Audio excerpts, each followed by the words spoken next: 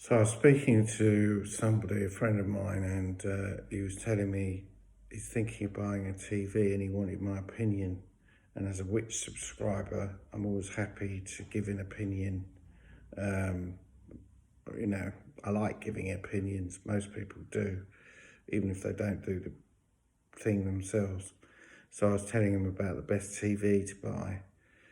And then he said he didn't really want to buy a TV because he's worried about the listening devices. Might get back to the Chinese or the Russians or the Americans, and he was worried that they'd be listening to his conversation. I said to him, normally when you watch TV, you don't really say very much. I don't. That's another opinion I gave him. I said, even if someone's in the room, you might ask to pause it if you go to the toilet, and then obviously the Chinese or the Russians might know that you've been to the toilet, but I don't think they'll be that interested, in my opinion.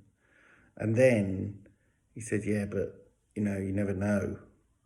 And paranoia, you just got to be careful. And I said, well,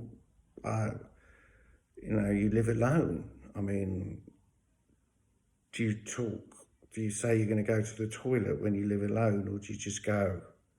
But that's one of the benefits of living alone, I imagine. You don't have to tell anyone you're going to pause the TV.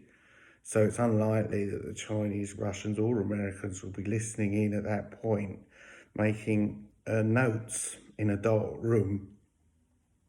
And he couldn't really argue with that, and then he said he's also his phone, he's got an old Nokia phone which doesn't work.